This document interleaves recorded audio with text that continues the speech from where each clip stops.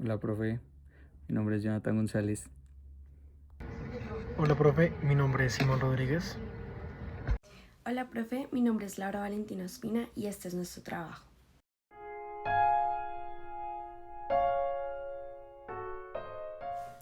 Bienvenidos. Hoy exploraremos la relación histórica entre literatura y pintura desde el siglo XVI hasta el siglo XX. Este recorrido está guiado por un concepto que nace en la antigüedad, et pictura poesis, formulado por el poeta romano Horacio.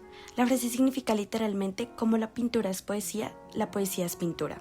Este principio plantea que ambas artes no deben entenderse como formas separadas, sino como lenguajes que describen una misma realidad desde perspectivas distintas.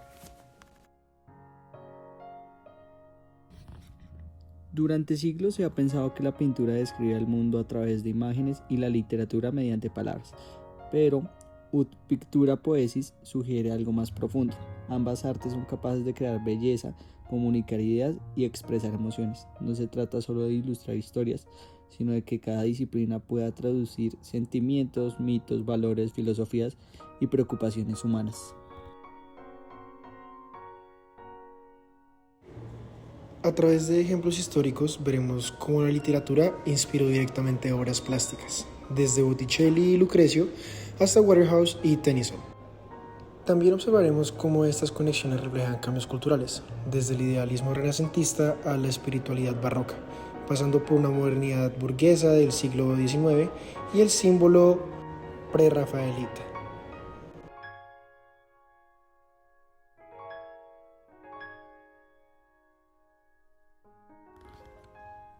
Horacio escribe Arte Poética en el siglo I a.C., un trabajo sobre cómo debe entenderse y crearse la poesía. Allí afirma que el poeta y el pintor son parecidos porque ambos pueden conmover, deleitar y enseñar. Esta es la base de la teoría estética comparativa entre artes, que más tarde retomarían filósofos, artistas y académicos a lo largo de los siglos. Lo importante es que Horacio no dice que la poesía sea una descripción visual, ni que la pintura deba narrar historias literalmente. Él habla de equivalencia emocional y expresiva. Ambas artes interpretan la experiencia humana y producen placer estético. La comparación es espiritual, no técnica. Con el tiempo, este principio se convierte en una herramienta para estudiar cómo las obras dialogan entre sí. La pintura refleja narrativas literarias y la literatura se apoya en imágenes visuales para construir significados simbólicos y poéticos.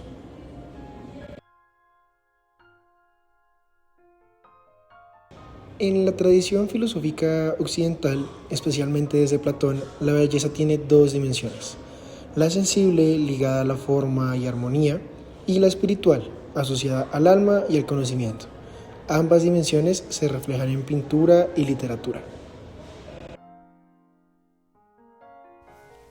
La literatura suele funcionar como un espacio donde se construyen los conceptos abstractos. Amor, virtud, pecado, libertad, muerte, belleza y deseo. La pintura convierte esas ideas en cuerpos, gestos, colores, luz y composición. Por eso la literatura no solo guía, sino que permite interpretar la misma pintura. Este vínculo se vuelve crucial cuando la belleza deja de ser algo agradable visualmente y pasa a representar verdades morales y filosóficas. La pintura no copia libros, traduce su significado a un lenguaje visual. Durante el Renacimiento, especialmente en Florencia, surge una reinterpretación intelectual de la antigüedad.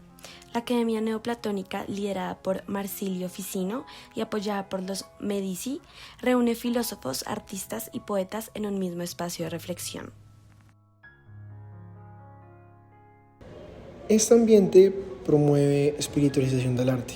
La belleza no es solo un atributo estético, sino una vía hacia el conocimiento. Se estudian textos de Platón, Plinio, Aristóteles, Ovidio y Lucrecio para reentender el mundo clásico desde una perspectiva filosófica. Esto produce obras donde mitos antiguos no se presentan como relatos decorativos, sino como alegorías de virtudes, pasiones y estados del alma. La pintura renacentista es en ese sentido una lectura filosófica de textos antiguos traducida en imagen.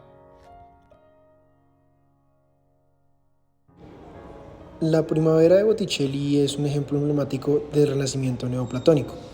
Pintada hacia 1482, representa una escena mitológica, con Venus en el centro, acompañada de Céfiro, Cloris, Flora, las Tres Gracias y Mercurio. A primera vista parece un relato mitológico, pero en realidad es una síntesis moral sobre el amor.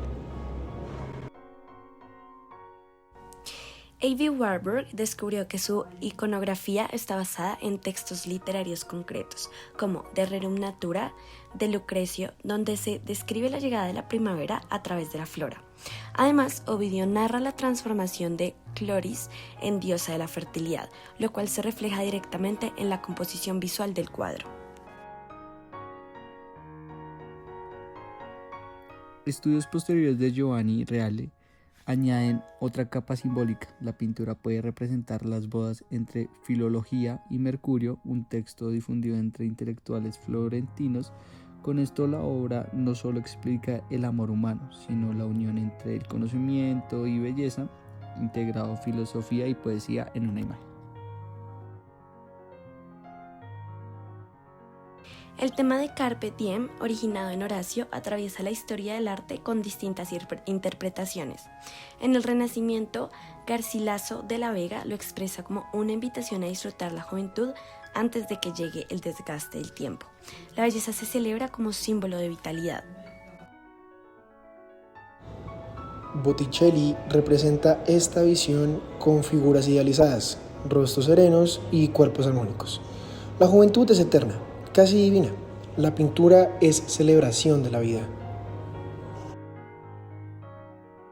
En el barroco el significado cambia radicalmente. Góngora también habla de la fugacidad, pero es de la angustia ante la muerte y el juicio. Caravaggio refleja ese mismo espíritu al mostrar cuerpos reales, imperfectos, incluso cadavéricos. Como en la muerte de la Virgen, la belleza ya no promete eternidad, sino advertencias.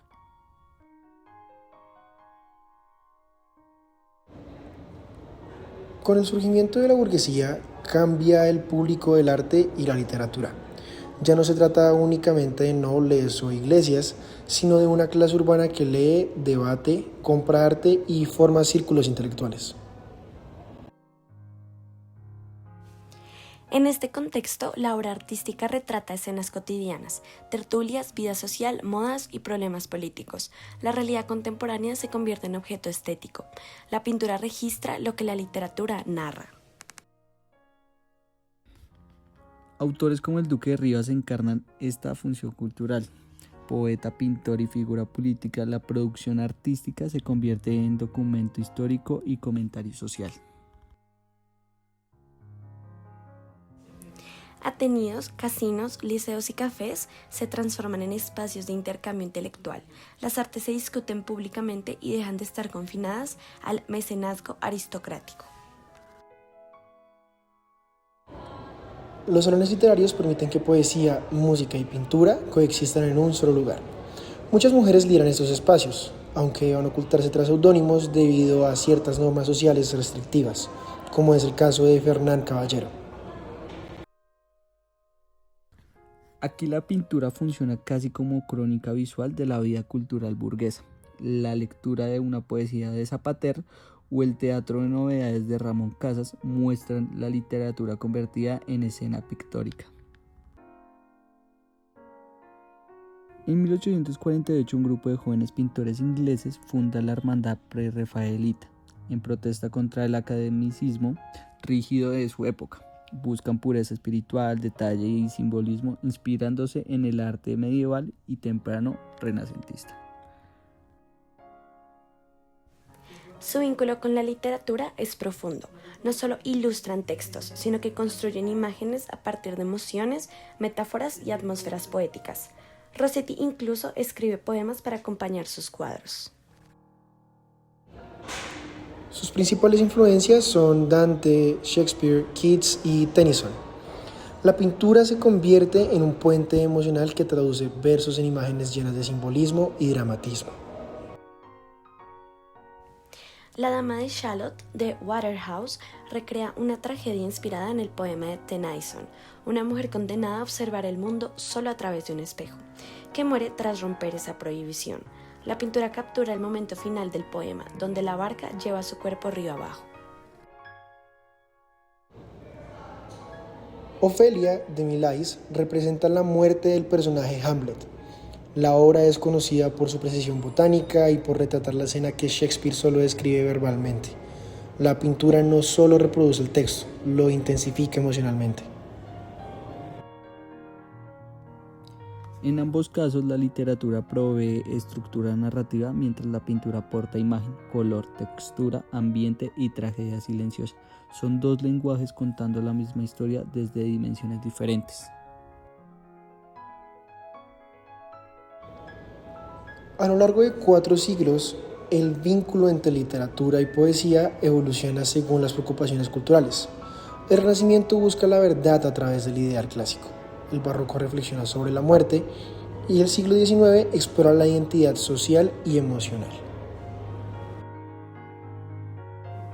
El arte ya no representa solo mitos antiguos, sino experiencias humanas, amor, destino, deseo, política, historia y espiritualidad. Todo esto puede ser contado con palabras o imágenes. Por eso la relación no se rompe con el tiempo, se transforma. Cada época resignifica la frase de Horacio a su manera. Y para finalizar, la literatura proporciona las preguntas, los símbolos y el pensamiento. La pintura materializa esas ideas en una experiencia visual directa. Ambas partes funcionan como espejos del espíritu humano. No se sustituyen, se complementan.